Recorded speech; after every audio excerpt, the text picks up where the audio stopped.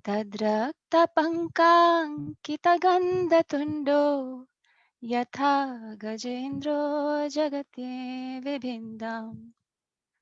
We'll read the next one as well and then read all the purports and translations. Tamal Neelam Sitadanta Kotya Shama Mukshipantam Gajalilayanga Pragnaya Badhana Jalaya Nuvakar Virinchi Mukhya Upatasthurisham. And the last verse for today is Rishya Uchuhu Jitam Jitam Te Jita Yagna Bhavana Trayim Tanum Swam Paridhunvate Namaha Yadroma Garteshu Nililyur Adhyas Tasme Namaha Karana Shukrayayate. So we'll read translations all together. Translation by His Divine Grace A.C. Bhaktivedanta Swami Srila Prabhupada ki Jai. Thereupon Lord Bore killed the demon within the water, just as a lion kills an elephant. The cheeks and tongue of the Lord became smeared with the blood of the demon, just as an elephant becomes reddish brown from digging in the purple earth. Then the Lord, playing like an elephant, suspended the earth on the edge of his curved white tusks. He assumed a bluish complexion like that of a tamal tree. And thus the sages headed by Brahma could understand him to be the Supreme Personality of Godhead and offered respectful obeisances unto the Lord. Now this verse has a translation and purport. That's why we read all three today. All the sages uttered with great respect, O unconquerable enjoyer of all sacrifices, all glories and all victories unto you. You are moving in your form of the personified Vedas, and in the hair holes of your body, the oceans are submerged. For certain reasons, to uplift the earth, you have now assumed the form of a boar. Purport by His Divine Grace. The Lord can assume any form He likes, and in all circumstances, He is the cause of all causes. Since His form is transcendental, He is always the Supreme Personality of Godhead, as He is in the causal ocean in the form of Mahavishnu. Innumerable universes generate from the holes of His bodily hairs, and thus His transcendental body is the Vedas personified. He is the enjoyer of all sacrifices, and He is the unconquerable Supreme Personality of Godhead. He is never to be misunderstood to be other than the Supreme Lord because of His assuming the form of a boar to lift the earth. That is the clear understanding of sages and great personalities like Brahma and other residents of the higher planetary systems. So this ends today's Bhagavatam verses that we will be studying. So before I begin, I would like to take blessings, seek blessings from all of you. And um, because I'm utterly unqualified to speak on such a forum, on such a pure literature, where such exalted speakers speak and share their realizations. And I beg for your blessings that whatever we try to discuss today should, little bit, it helps us in progressing towards our achieving the goal of our life, which is pleasing the Lord and developing pure love for Him. So let me share my slides now that I prepared, especially for this.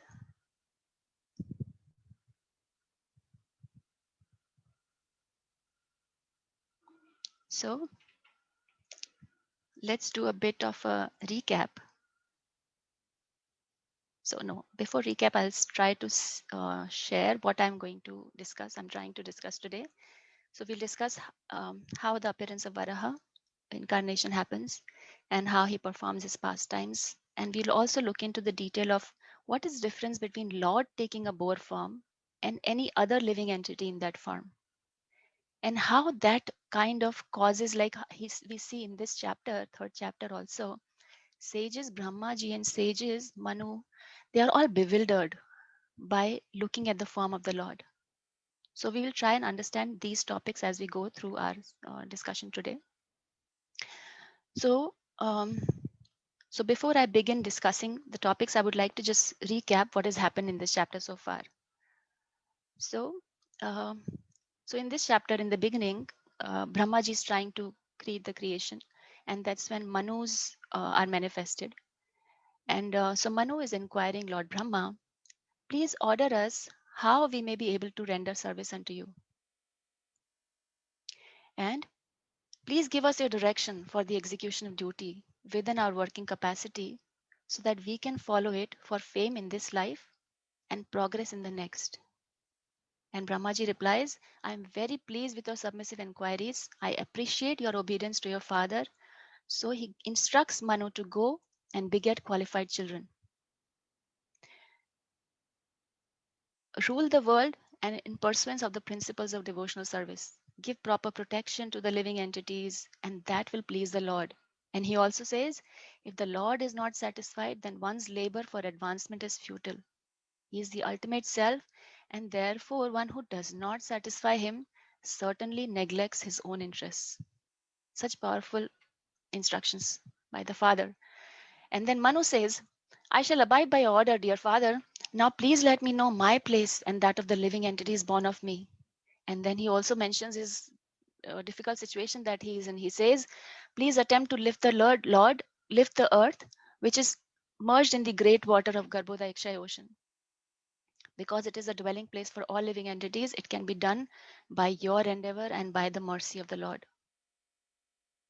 So Brahmaji, what does he do? He starts meditation on the form of the Lord. Like he starts meditating and he starts thinking, what can I do who is just engaged in the matter of creation? It is best to let the Almighty Lord direct us. And the moment he starts asking for help of Lord, what happens we all know. Appears Lord Varaha. A small form of boar came out of his nostril, like this tiny bit. And it starts moving towards the sky, and the measurement of creature that time was not more than the upper portion of a thumb, like this size. And within a moment, that boar became situated in the sky in a wonderful manifestation. So from here, it became like a big, big giant elephant, and then even bigger, like a big mountain. So I was just contemplating on this part of the discussion that we are doing now, that when we contemplate on not the problem, but on praying to the Lord in times of problem, that's when the solutions are manifested, either in the form of the Lord, like how it's happening here, or in the form of word from the Lord, like we have Bhagavad Gita to give us instructions on how to handle certain situations in life. So problems will be there, but solutions definitely will come very so smoothly and easily when we meditate on the Lord and ask for his blessings. So now what happens? Once the Lord Varha appears, all the Brahmaji, Manu, all the sages that are assembled there, they are struck with wonder at observing the wonderful boar-like form in the sky. And Brahmaji and the other sages, they start arguing in various ways. Is this some extraordinary entity come in the pretense of a boar? And Brahmaji is wondering, how come this creature came from me? And while they are discussing all this, Lord rode tumultuously like a great mountain. Again, he roared with his uncommon voice, which echoed in all directions. Now, at this point, analyzing the roar of the Lord, so huge, imagine when we see a airplane um, starting from the runway, like some sounds he makes, and it rise slowly, and then all of a sudden it picks the speed. When you see it for the first time, of course, we have all seen it many times, but it's such a wonderful thing to watch, right?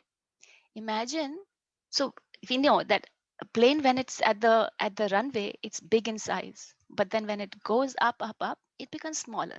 We know the science behind it, right?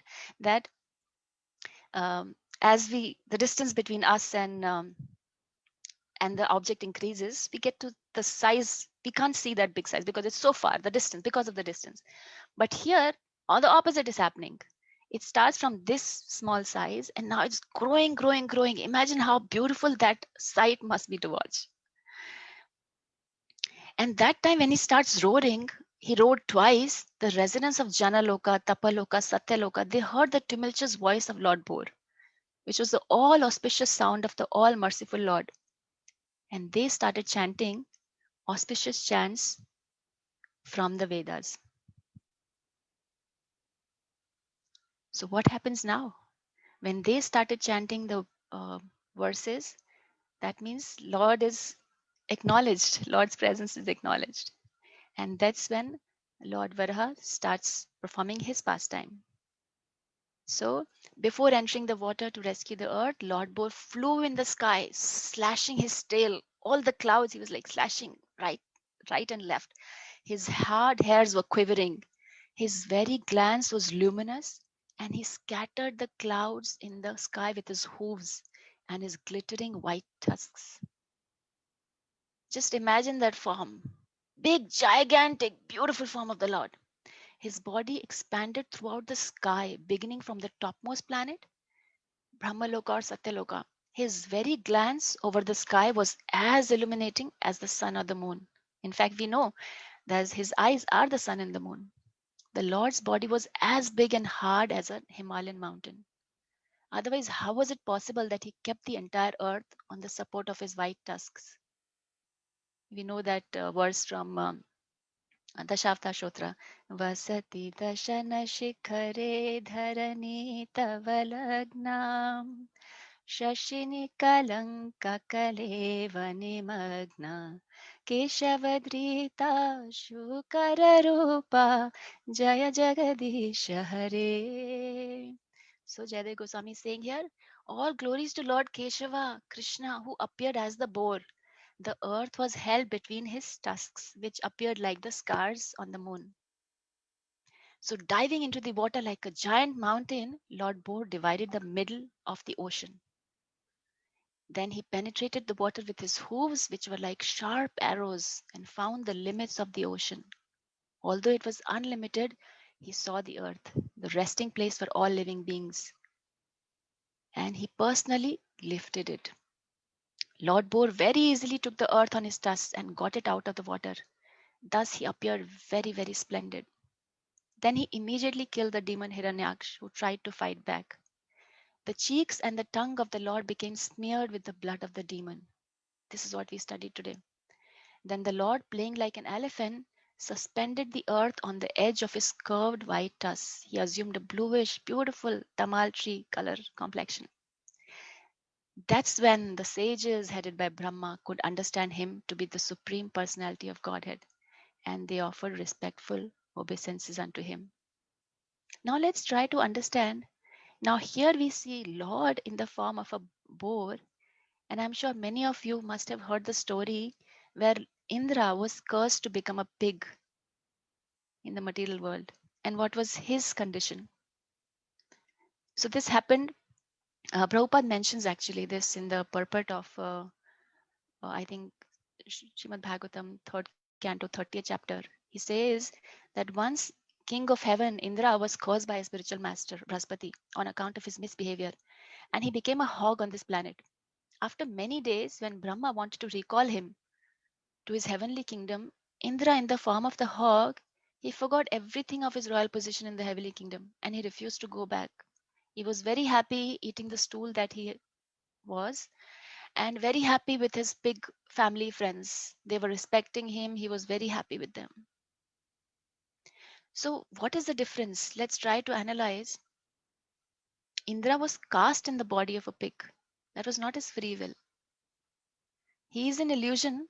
He gets attached to the family and kinsmen in that body, and also is attached to the stool that he's eating. He does not want to leave that as well. His body is made of material elements. He eats all horrible substances. He is forced to take body, he has no choice, and that's why he suffers. Material body, his outputs are stool and urine. But that's not the case with Lord. When Lord appears as boar, he is all independent. He takes form as per his will. Nobody can force him. Lord is fully conscious of his supreme position in each form he manifests in. So he knew that he's the Lord, and that's why he roars and acknowledges that, yeah, you're singing prayers for me. Then again, a big loud roar. His body is divine. There's water that falls from his body. Imagine a pig happens to sprinkle some water from his body. What will we feel, right? It's disgusting. But Lord's body is divine. He when he sprinkles water from his body, that's like fragrant rose water. He reciprocates with his devotees, and that's why he takes this form. And he voluntarily accepts body to enjoy playful pastimes with the Lord, with his devotees. As I said, fragrant water is falling from the Lord's body, and Lord is Shuddham and Apapa Vidham. Like he can never be contaminated. That's the words from Sri Ishopanishad, where he's mentioned as Shuddham and Apapa Vidham. He's pure and uncontaminated. In other words, it's called prophylactic and antiseptic. Prabhupada very beautifully explains in this verse. This is one of my favorite verses where qualities of the Supreme Lord are explained. He's unembodied, omniscient, beyond reproach, without veins, pure and uncontaminated, just like sun. When sun rays fall on a place where there's urine, what does sun ray do? They don't get contaminated by the urine or the smell of it, but instead what they do, they dry it up, and then after a while of contact with the sun rays, that place becomes antiseptic and cured, like clean and pure. So same like Lord, he's never contaminated. No matter which body he is in, he is still his divine pure self. In fact, it's mentioned in the Sri Venkateshwara Mangala Shashanam that Lord in Vaikuntha is eager to exchange love with his devotees. And he leaves all his pleasures there. He's not attached to any of these pleasures in the Vaikuntha or heavenly planets or even beyond those planets. We know that Ganges water emanates from the Lord's toes. So that purifying impact he has. So he's never, never, never contaminated. So this is a difference between Lord's body and Lord taking the form of the boar and any other living entity taking the form of a boar. And we see that earlier when we read that Brahma and they were like bewildered. Is it some Rakshasa or is it this or is it that? In fact, Kunti Maharani prays in Srimad Bhagavatam, she says, Janma karma cha vishwatman ajaya ajasya akartur atmanaha. So you are inactive, you are, you are akartur, you are inactive, and you're ajasya.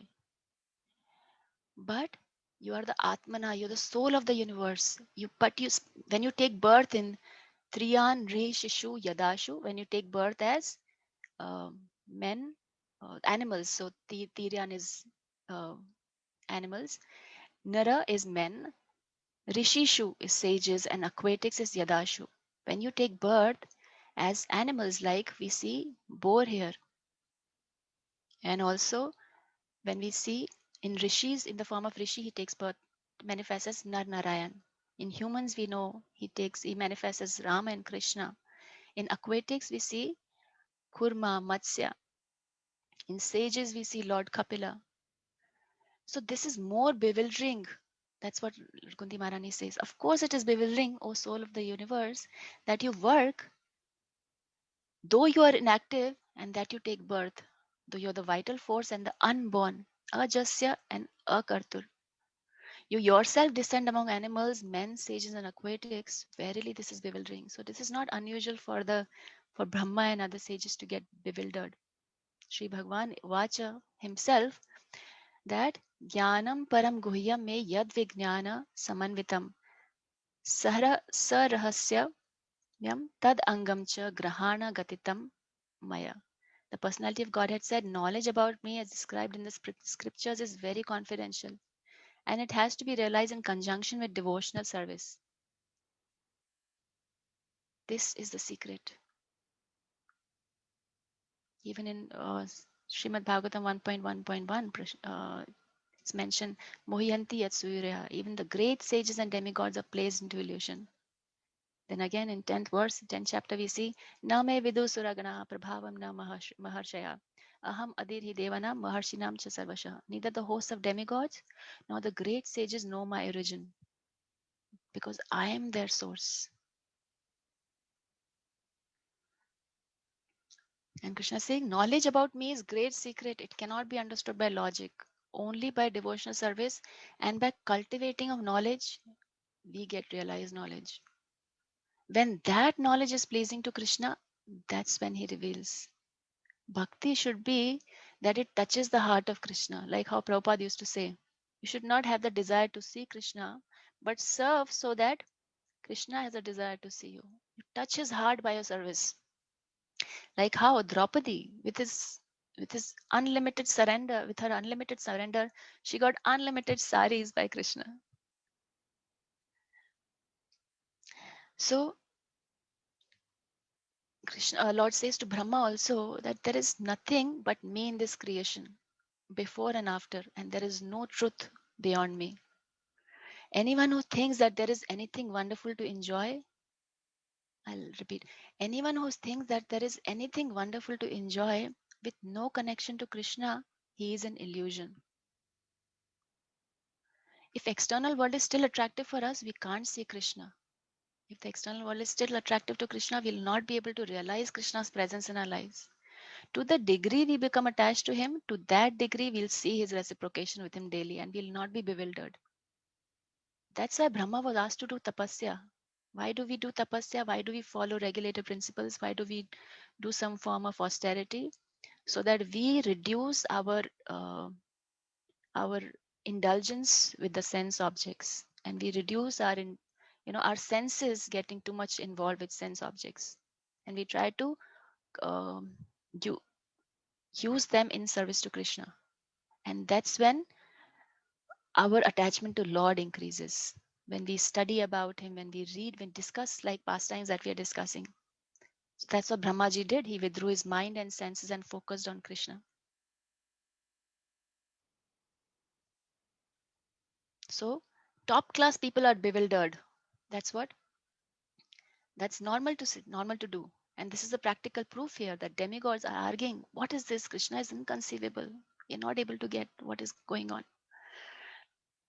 So there's this discussion about Prabhupada when there's one Rameshwar Swami. He comes to Prabhupada and says, Prabhupada, Christians are arguing about all our gods' incarnations.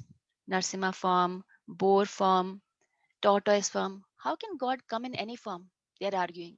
This is all bogus. Srila Prabhupada said, what is the difficulty? Lord can take any form and manifest his pastimes for the pleasure of his devotees.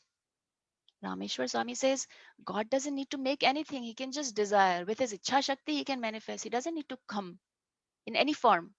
Srila Prabhupada said, yes, that's true.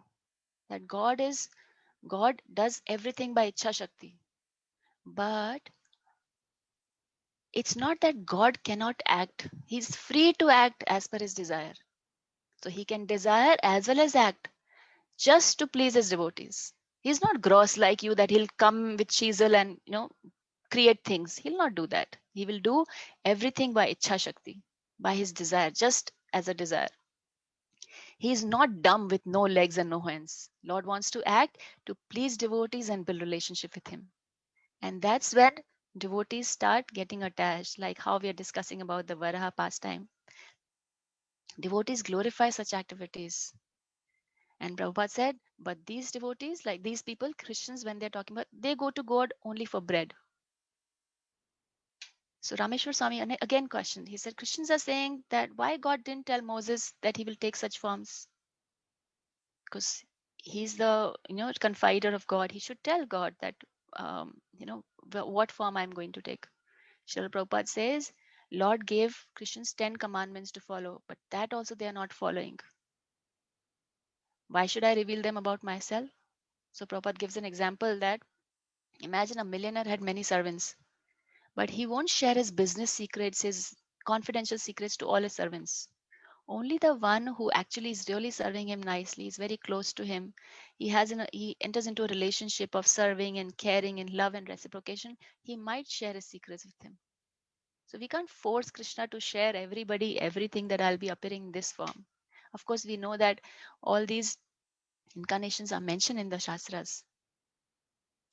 So Srila Prabhupada then quoted from Bible. He says, Jesus said, I have lots to tell you, but you're not qualified for that yet. So these incarnations, Dashavtar, Jayadev Goswami says, Keshavadhita Narahari Rupa, Keshavadhita Shukara Rupa. So Keshav only comes as this form. This is confirmed by Acharyas. And devotees have this proper understanding that Krishna has come in this form. Then only they can appreciate these forms. Imagine one day Krishna knocks at our door in his, the beautiful form, three form bended form with a flute in his hand. Will we recognize him? How much faith do we have? We will be like, oh, some drama person guy has come knocking at our door. We'll be bewildered. There's this story about arguments. There's a story which mentioned that there's one point there were three people, three pandit, so to say pandit. They were sitting and chit chatting, and they saw a crow. He just sat on a palm tree. So one person says, and the when the moment crow comes and sits on the palm tree, palm fruit falls down. So number one person says, he says, palm fruit fell down because crow sat on it. Other guy says it fell before the crow sat because there was wind blowing.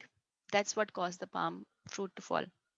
And the third person says there was no wind, the fruit was ripe, and that's what caused the crow. When the crow sat on it, that's why it fell. So one person is saying the fruit fell because crow sat on it. Another person is saying that it fell before the crow sat. It was because of the wind. And the third person is saying there's nothing called as wind. The fruit was ripe, and that's why when the crow sat, it fell. But these are all people who are argumenting and getting confused. God is this or God is that. But a fourth fellow devotee comes and he eats the fruit and goes away. So what do we do as devotees? We appreciate through the process of Shravanam, Kirtanam, Vishnu Smaranam, the process that we have been given. We appreciate Lord. We relish and accept Srimad Bhagavatam. Like in um, in this verse, Negama Kalapataror Galitam Phalam Shukhamukhadamritadrava Samyutam Pibata Bhagavatam Rasamalayam Muhuraho Rasika Bhuvi Bhavakaha. So expert and thoughtful men, they relish Srimad Bhagavatam, the mature fruit of the desire tree. Because of their faith and continuous study and continuous hearing of the Krishna Katha, they relish it instead of arguing about it. And that's what we as devotees, that's what we try to do when we are hearing Srimad Bhagavatam on a daily basis with such forum that we have been provided by ISKCON Farmington Hills. Instead of arguing, devotees decide that best is to take shelter. So that's what Brahmaji says. When he sees that this form of the Lord has come or this problem has come, let's take shelter of the Lord. And when they saw, when initially they saw, they couldn't understand. And then they started offering Purusha Shakta Prayas. Sahasra Shirasha Purusha. So first Lord showed his beautiful form and then he performed his activities. Prabhupada is saying in one purport that Lord comes in every species to preach to those respective species. So he comes in boar species, and that's when all the boars get attracted and they surrender. Like what happens to us, right? If somebody becomes Miss India or Mr. India, they don't get attracted to people from people names, living entities from other species, like a cockroach getting attracted to an ant. Doesn't happen, right? But when Lord comes, then all sorts of all species, all 8 lakh, 840, 100, whatever, 8 lakh 40,000 species get attracted to Lord. But then Prabhupada is saying as well that he comes in every species to preach in those specific species, because cockroach doesn't have a tendency to get attracted to a boar, say for example. But he still comes to enact pastimes and please the devotee's heart.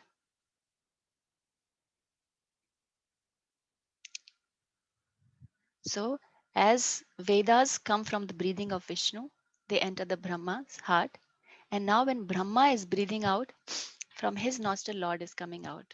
So, Vedas only are, because that's what he heard, that's what is coming out from his body. His body is made of intelligence, we know. So, Lord Vishnu is coming directly from his body. Prabhupada also mentions that how devotees relish these activities of Lord. He mentions that there was this story about Prime Minister Gladstone of UK. So, so there was one time a person who visited, who came to meet the Prime Minister, and he said the doorman that I want to meet Mr. Prime Minister, and the doorman said he's now busy, you have to wait. So this person who's visiting, he's been waiting for an hour, and then he becomes impatient. He's like, what is he doing? What is keeping him so busy? So he wanted to see what this prime minister is doing.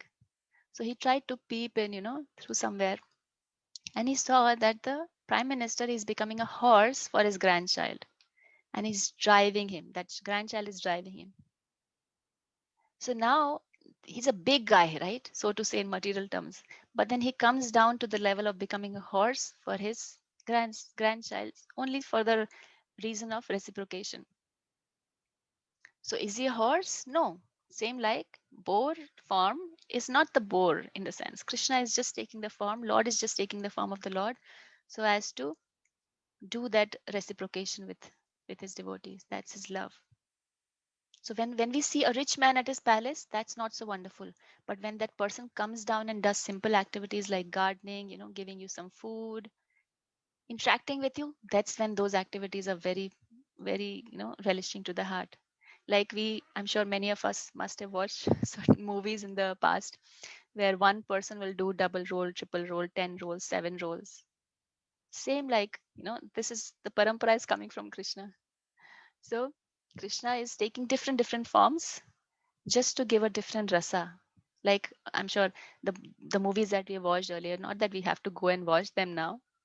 We have enough material here now in the form of the Shavtar and Krishna's so many pastimes.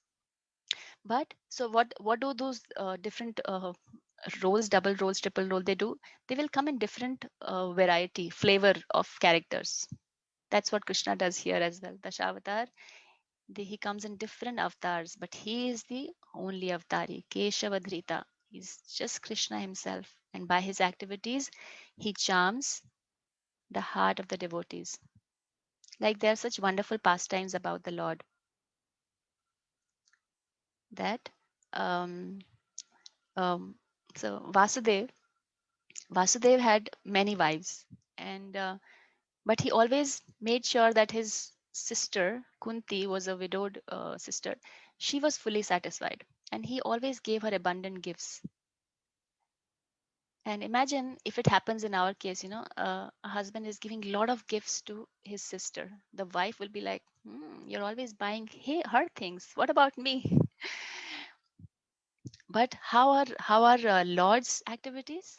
The story about Rukmani and Krishna, that when Krishna defeated Rukmi, he wanted to kill him. And Rukmini was crying, my brother, you should not kill him. So Balram, as a elder brother, he scolded Krishna. Don't do that. She's crying. So Krishna had to give up. He says, okay. So what he did, he just humiliated Rukmi. He shaved his hair partly, and that's it. He's done. Because he wanted to satisfy Rukmini as well. Now there's another story where Rukmi is playing chess with Balram. Rukmi is playing chess with Balram, and Rukmi is continuously saying, non-stop, he's claiming falsely that I am winning, I am winning, I am winning. Even the demigods are saying that Balramji is winning, but he is not. He's just, some people are braggers. I'm winning, I'm winning. You loser, loser, loser. So Rukmi's friend was there, the king of Kalinga, he kept on helping him, enticing him to cheat more and more and more. And Balramji got so angry, he took his club and with one hit he finished Rukmi. And and that friend of Rukmi, king of Kalinga, he was laughing all this while, and Balramji hit him. All his teeth came off, and Balramji gave him in his hands. And Krishna is watching all this. Now this is happening between Balram, Rukmi, and King of Kalinga. And Krishna is watching all this, and he was like, "Yes, you did the right thing. I want to pat on your shoulder for doing such an amazing job." But then at the same time, Rukmini comes, and Krishna immediately becomes quiet. He's very intelligent because he knows that if he appreciates Balram, Balram would be happy, but he'll be in trouble because Rukmini would be sad. And if he takes Rukmini's side, Balram would be unhappy. So he just quietly, silently escapes from there. So Lord's activities are so beautiful, amazing. Adbhuta Karmana. There's this verse in Chaitanya Charitamrita where Krishnadas Kaviraj Goswami says this beautiful verse. Shri Chaitanya Prabhum Vande Balopi Yad Anugrahat Tarena Nana Mata Graha Vyaptam Siddhanta Sagaram. I offer my obeisances to Sri Chaitanya Mahaprabhu, by whose mercy even an ignorant child can swim across the ocean of conclusions. By whose mercy anybody can swim across the ocean of conclusions about the ultimate truth. God is this, God is that. No. But Lord Chaitanya, with his mercy, made everything clear. With his mercy, with Prabhupada's mercy, we are out of this crocodiles of various theories. I remember when I was not associated with ISKCON, I was just trying my best to please all the available to gods, Durga ji, Ganesh ji, Shiv ji, and many more, I would say. So, but with the mercy of Lord Chaitanya, we know that Sarva Karana Karanam, he is the Supreme Lord. And then further, Krishnadas Kaviraj Goswami says, Krishnodkirtana nartana kala patho jani bhrajita sadbhakta hamsa chakra madhupa shreni viharaspadam Krishnanandi kaladhvanirvahatu me jihva maru prangane Shri Chaitanya dayanidhe tavalasal leela shuddha leela sudha swardhuni.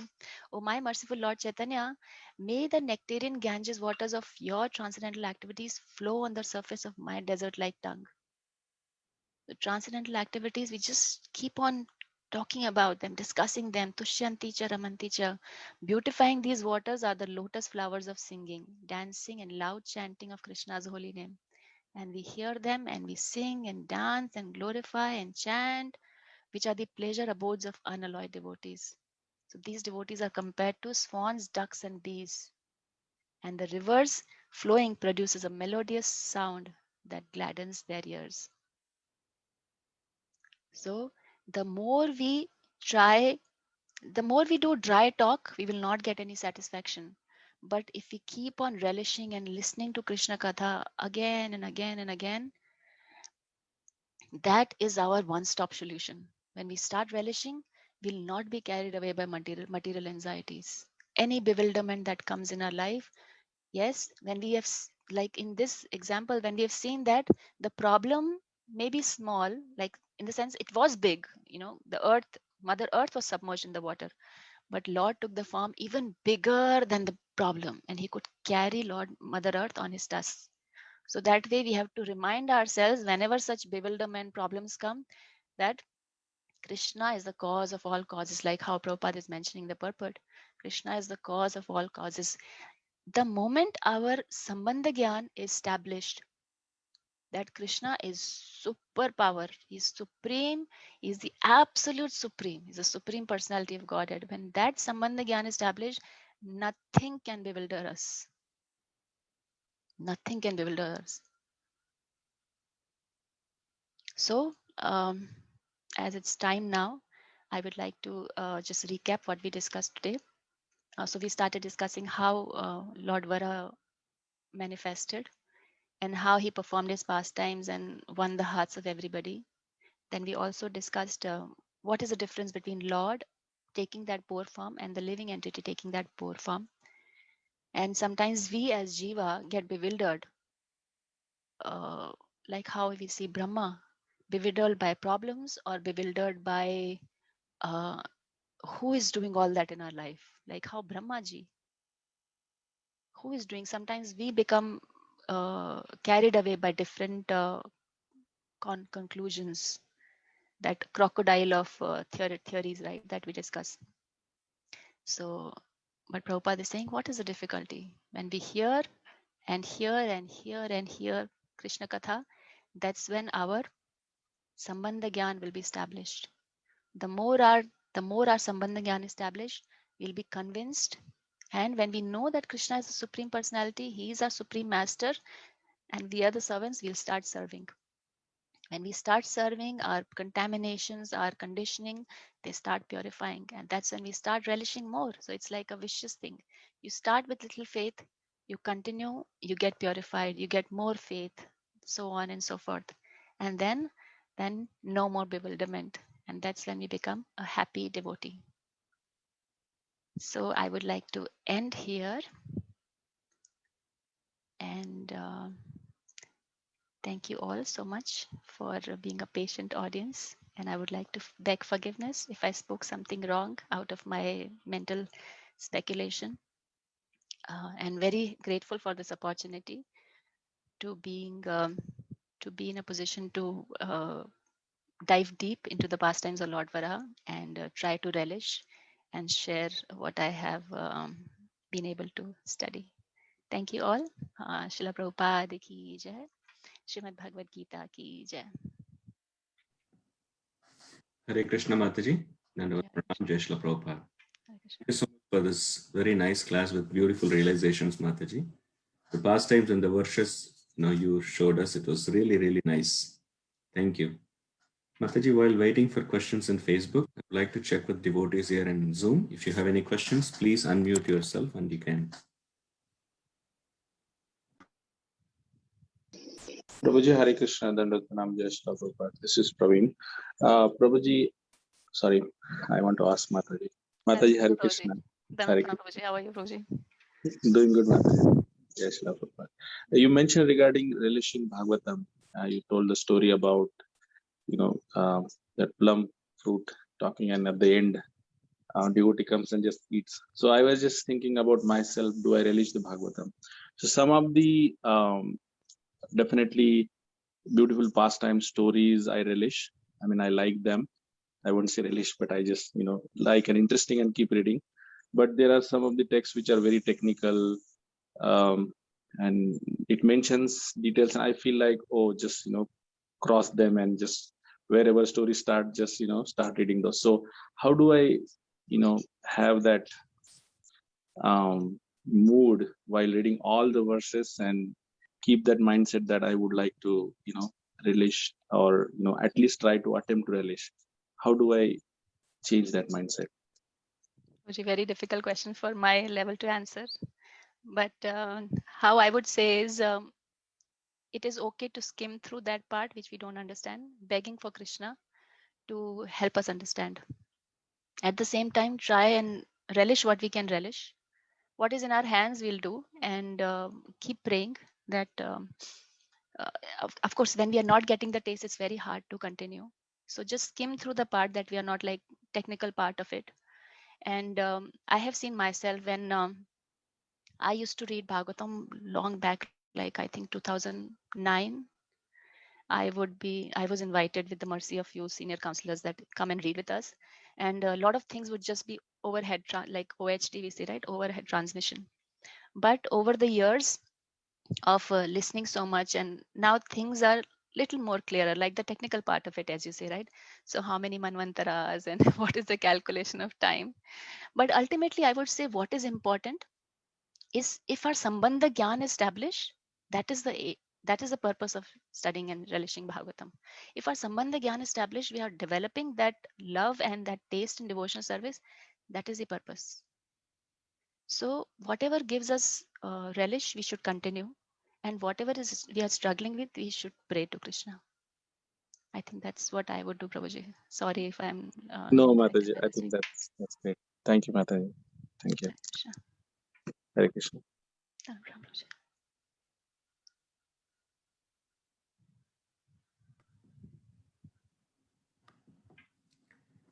Mataji, looks like these are the questions we have for today. Thank you, Prabhuji. Thank you so much, Mataji, for the wonderful class. Thank you so much. Sundari Mataji ki jai. Shila Prabhupada ki jai. Vancha kalpatrubhyascha kripa sindhubhya cha patitanam pavanebhyo vaishnavibhyo namo namah. Ananta koti Vaishnav Vrindi ki jai. Jai. Hare Krishna. Thank you. Thank you, Mataji. Hare Krishna. Thank you, Mataji. Very nice class. Hare Krishna. Hare Krishna, Mataji. Thank you.